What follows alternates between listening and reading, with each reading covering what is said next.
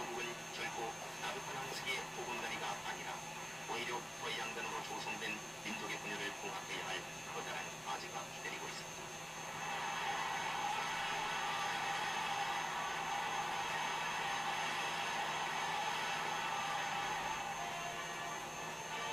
그는 비국제 일성을 통해서 모든 정당과 당파는 서로 협동해서 우리 한국의 완전 무결한 독립을 찾는 것이 나의 희망이라고 말하고 한때 뭉치자 그러면 산다고 민족의 단계를 호소했다.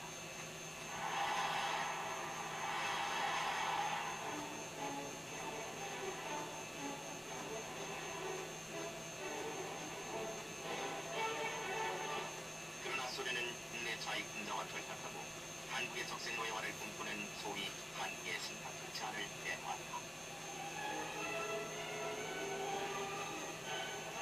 이승만 박사는 이러한 소련의 흉계를 만천하에 폭로하고 민주진영의 선두에 서서 반탁운동을 전개하는 한편 내국적인 좌익분자들의 타격을 선언하기에 이른 것이다.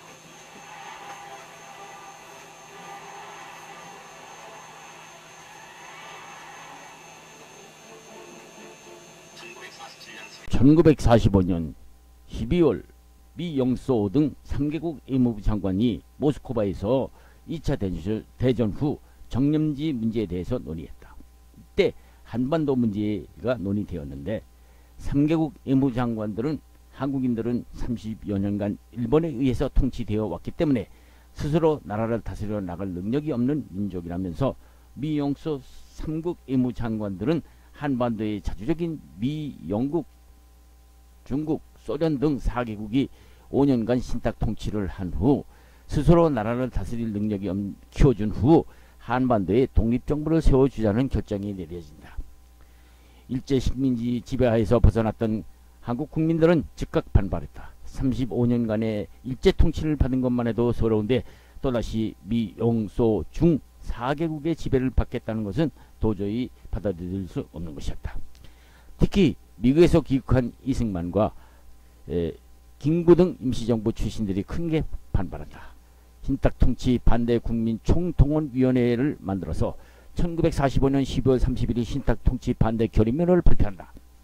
결의문의 골자는 우리 한국 민족은 5천년의 유구한 문화를 가진 민족으로서 우리를 스스로 다스릴 나라 능력이 없는 미개국으로 4개국 관리하에 통치를 하겠다는 것은 절대 받아들일 수 없다는 선언문이었던 것이다. 신탁 통치를 반대한 국민총동원위원회는 이 한반도의 자유독립을 획득할 때까지 3천만 전 민족의 이름으로 결사적으로 반대한다고 하는 결의문을 4개국 원수들에게 보낸다. 그랬다. 1945년 12월 31일 신탁통치 반대위원회가 채택한 결의문을 작성할 때까지만 해도 미국, 영국, 소련은 한국인들은 자치 능력이 없는 미개 민족으로 보고 있었던 것이다. 그러나 이승만, 김구 등은 이러한 3개국 예상들의 사고방식부터 납득할 수 없었다. 결의문에서 보았듯이 우리 민족은 5천년의 유구한 문화를 가진 민족으로서 도저히 이 4개국 예상들의 의사와는 달리 스스로 얼마든지 나라를 다스려 나갈 수 있다는 민족이라고 탁치 반대운동을 벌였던 것이다. 당시 미 영소 외무장관이 우려했듯이 3개국 예상들은 한민족의 5천년 역사를 전혀 모르는 무례한들이었기 때문이었다. 그런 신탁 통치안을 내놓을 만한 정도의 수준이었다는 것은 사실적으로 부정할 수 없다. 그랬다. 사실 일제는 36년 동안 이 나라의 5천년 역사를 말살시키려고 한국 국민들을 문맹화시켰고 1938년 이후로는 아예 한국말조차 못 쓰게 하고 초등학교조차 일본어가 공용어가 될 정도로 한반도는 조선반도 일본 본토는 내지라고 부를 정도로 한국인들에게는 흑암의 시대였던 것은 사실이다. 일제가 그러한 탄압에도 불구하고 우리 선각자들은 미국이나 중국으로 망명했던 사람 이외에는 초등학교에서 일본어 교육을 받으면서도 민족 정신을 잃지 않고 일본 동경 유학을 떠나 조생진이라는 묘시를 받아가면서 일본 동경 유학 중 신지식을 얻어 민족 정신을 잃지 않고 실력을 쌓아왔던 것이다. 훗날 이 동경 유학파들 실력자들이 대한민국 정부 수립 후에 큰 역할을 하여 이 나라를 오늘의 경제 선진국에 들어오게 한 장본인들이었던 것이다.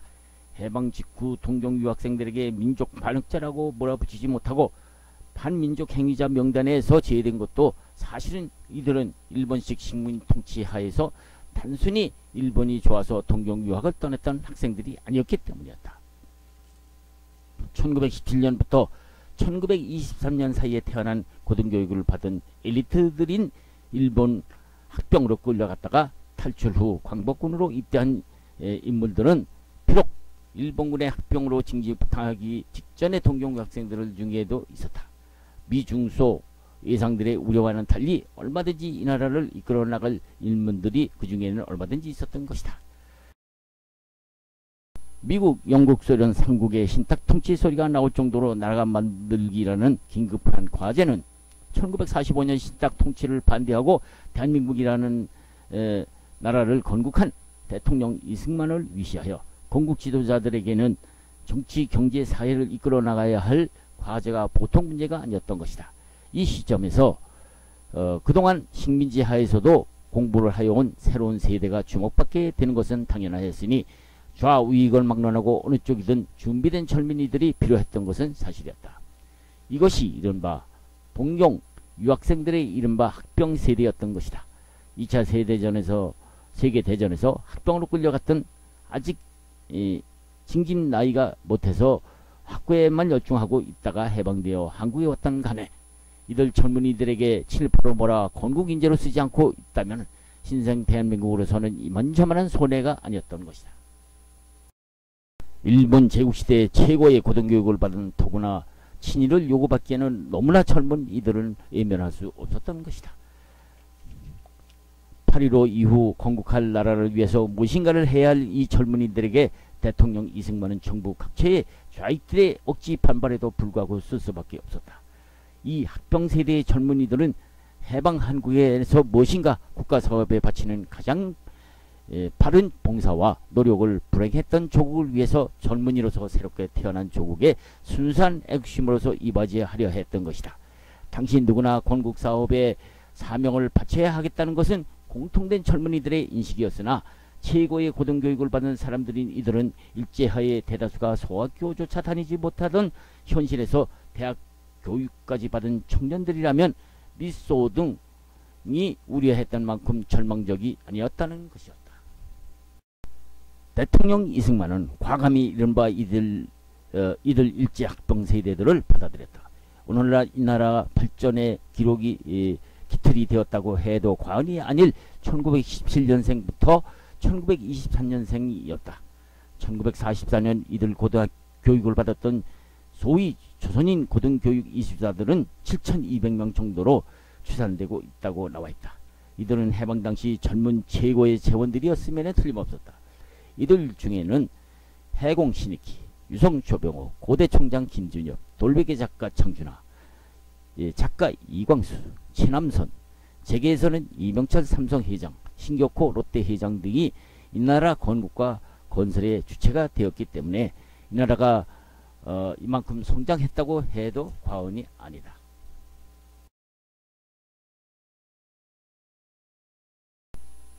휴전이 되던 해 창경 북쪽에 있는 벚꽃나무 밑에는 특별한 동창회가 열리고 있었다. 일본에서 공부했던 와세다 대학 한국 동창회가 열리고 있었던 것이다. 중년을 훨씬 넘은 이들은 모두가 화기애애한 모습이었다. 이 자리에서 우선 눈에 띄는 것은 신익희 국회의장이었다. 신익희가 일본 와세다 대학을 들어가게 된 사연은 특이하다. 신익희는 5살 때 이미 천자문을 띄었다. 8살 때 이미 삼국지와 수호전을 한문으로 볼 정도였다. 그는 9살 때 한문 글씨를 잘 써서 학부 대신으로부터 조풋 종이 등 상품을 받았으며 10살 때는 사서 성경을 탐독하였다. 12살 때 남산선생 밑에 있는 경기도 광주 읍내에 새로 생긴 보통학교를 입학했다가 부친상을 당하자 15살 때 신학문을 배우려 서울을 향해서 한성관립외국어학교 영화학교에 입학한다. 그는 학비 조달을 위해서 그 당시 호주 참판이었던 이위의 집에 가서 가정교사를 하면서 17살 때 학교를 졸업하고 19살 때 일본 와세다 대학에 진학한다. 고학으로 학비를 조달하며 다니면서 항상 조국을 잊지 못하고 있던 중년 신익희는 송진호 밀평과 같은 동료들과 학우회를 만들어서 회의장 총무 등을 하면서 민족정신과 독립정신을 고취한다. 하구에서 그는 장독서와 가장 가깝게 지냈는데 하루는 윤흥섭 장독서 등과 조국 독립을 위해서 일생을 바치기로 맹세하는 손끝을 칼로 피를 내어 마시기도 했다고 한다. 이 자리에서 신익희는 당장이라도 조국에 돌아가서 독립운동을 하고 싶었지만 학업을 마쳐야 하겠기에 여름방학을 이용하기로 한 것이다. 그는 여름방학 때 고향에 들어와서 공동 강습이라는 것을 차려놓고 일본을 이기려면 신문화와 개화와 사상을 배워야 한다고 역설했다. 24살 때인 여름방학 때는 충청도에 있는 박해봉이라는 집에 찾아갔다. 일본 놈들과 싸우려면 체력이 있어야 한다는 생각에서 한국인 특유의 도수가 차력술을 연마하러 도사로 불려오는 박해봉의 사사를 받기 위해서 찾아간 것이다. 이에 신익희는 와세다 대학 정치 경제학과를 졸업한다.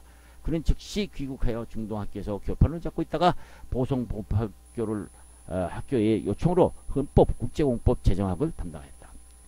3.1운동이 일어나던 해인 1918년에는 최일인, 최남선, 윤흥섭, 송진우, 정노식을 만나서 독립선언서를 만들자는 제의를 하여 구체적인 협의에 들어가기도 한다. 즉 독립선언서를 작성하되 국내와 국외로 나누어서 1919년 3월 1일 동시다발적으로 독립선언을 하자는 것이었다. 3.1운동을 주도하는 손병희가 신익희에게 중국 내의 한국 독립운동단체를 만나 동의를 받아내는 동시에 3.1 일제히 독립선언을 받아내라는 임무를 받고 생전 처음 중국으로 떠난다. 만주에 있던 이시영, 홍범도, 문창범, 김좌진, 조상을 만나서 약속을 받아내라는 손병희의 부탁이 있기 때문이었다. 드디어 1919년 3월 1일 전 세계에 알리는 독립선언서가 발표되는 날이 다가왔다. 26세의 혈기왕성한 신익희는 귀국길에 3월 2일에 서울에 곧바로 돌아온다. 일본 헌병대 한국인 정보원들이 그를 감시하고 있다는 것을 알고 있는 신익희는 야간에 종로구 권농동에 있는 조종환을 찾아간다. 조종환은 신익희를 숨겨주었다. 3.1 독립 선언장에 나가려고 하고 있는데 강기덕, 현청환이 찾아와서 독립선언장에 나가서 일경에게 잡혀갈 바에는 차라리 3.1 독립선언 이후에 국민들을 이끌어 독립운동을 하자는 것이 실리적이라고 하면서 그를 말렸다. 과연 3.1 독립선언 여파는 대단했다. 일본 경찰은 당황하고 상부의 명령만 기다리고 있었다. 서울 시민들의 평화시위는 서울거리를 누볐다. 신익희와 강기덕과 함께 시위대에 들어갔다. 3월 4일에는 서울역에서 남대문을 지나서 시내로 행진하는 시위대에 앞장을 섰다. 그러나 일본 경찰대는 시민들에게 총격을 가했고 무자비하게 체포한다. 신익희는 잡혀가는 일이 있더라도 현장에서 지휘하려 했으나 동지들이 이러고만 있을 때가 아니라며 상해에 있는 독립단체들의 임시정부를 만들려고 하고 있다니 임시정부의 힘을 빌려서 일본의 많은 세계에 알리라고 부탁해서 결국 중국으로 망망하게 된다. 신익희는 배 안에서 한없는 눈물이 쏟아지는 것을 억제할 수 없었다. 조국이 외놈들의 빨고발에 짓밟히고 있는데 자기만 중국 상해로 떠난다는 것이 정말로 한심했기 때문이었다. 결국 그것이 그가 중국 상해에 도착한 3월 19일에 해방이 되는 날까지 불교의 망명객이 될 줄은 꿈에도 몰랐던 것이다. 일본 당국은 처음에는 한국인 유학생들을 이용해서 은근히 한국 지배권을 강화하려고 했다가 오히려 독립운동 단체에서 활동하고 있다는 한국인 밀정들의 보고를 받고 후회하고 있었다. 조선놈들은 고등교육만 받았다 하면 모두 독립운동권 놈들이 된다는 말이야. 그동안 조선 총독 산의정의는 한국을 효율적으로 지배하려면 한국인들을 철저하게 문맹인을 만들어야 한다는 것이 그의 정치 철학이었다. 조선 총독부는 국내 한국인들에 대한 문맹 정책에 어느 정도 성공하고 있었으나 단독으로 도일하여 각자 사립대학에 진학하는 것까지는 막지를 못했던 것이다. 조선 총독부가 그렇게 골치 아프게 생각했던 한국 유학생들이 오늘 창경원에 모여서 동창을 하고 있는 것이다. 신익희는 동창들의 모습을 보자 반갑기 짝이 없었다. 그동안 일본에서 교육을 받은 자들을 모두 친일파로 매도하여 사강기용으로 보고 있던 좌익들의 친일파 선전을 귀가 닳도록 들어온 그들이었지만 적어도 와세다 대학을 나온 사람들 치고는 친일파가 없었다는 것을 자부하고 있었던 그였다. 그럴 수밖에 없는 것이 국내 와세다 출신들은 동경 제국대학이나 경도 제국대학 같은 관립대학이 아닌 순수한 학문 중심을 자처하던 사립대학 출신들이었기 때문이었다. 당시 일본 관립대학들은 한국인 학생들을 경계했다. 항해학열에 붙어있던 한국 학생들은 자연히 와세다 대학의 문을 두드리지 않을 수 없었다. 신익희는 해방 후 좌익들이 일본에서 교육을 받았다는 이유 하나만으로 친일파 운운하는 내용에 대해서 탐탁치 않게 생각하고 있었다. 좌익들은 미 군정이 일본의 행정기관을 접수하면서부터 조선 총독부 친일적 관료를 이승만 정권이 그대로 물려받음으로써 시민에게 해방된 민족국가로서의 명분이 제대로 서지 않는다는 것이라고 주장하고 있었다. 이에 대해서 신익희의 생각은 달랐다. 신익희 생각은 일본의 조선 총독부 관료 중에는 한국인들을 거의 쓰지 않았기 때문에 와세대학 출신들은 거의 조선 총독부 관료가 없었다는 점이었다. 조선 총독부에 근무했던 한국인들의 일례야, 기껏해야 경찰 보존 아니면 단순 업무를 하는 고용원이 고작이었다. 해방 후 그들은 거의 공직에서 물러난 상태였다. 다만 경찰이나 군대에서는 군사 전문가나 경찰 전문가가 없었기 때문에 악질 경찰관이 아니면 그대로 선별해 쓰고 있을 뿐이었다. 일본 총독부로 철저하게 소외당하고 있던 와세대 대학 출신들은 졸업을 하고 한국에 들어왔으나 총독부에서는 그들에게 고등교육을 받은 사람인데도 불구하고 의도적으로 채용을 기피하고 있었던 것이다. 결국 대학까지 나온 사람들이 할 일이 없어서 부모의 재산으로 그럭저럭 생활해 나가야 하거나 장사를 하면서 지내는 형편이었다. 해방이 되자 형편이 달려졌다. 일본인들이 물러간 자리에 고등교육을 보았던 사람들이 필요했던 것이다. 와세다 출신들이 대거 정관계에 등장하였다. 최두선, 장택상, 소민호, 김선태, 김형근, 이병철, 오제도 등등 일본 총독부로 관세받던 와세대학 출신들이 속속 정관계에 진출하기 시작하였다. 다음은 당시 너무나 젊던 엘리트 와세다 대학 출신들이 즐겨 부르던 와세다 대학교 교가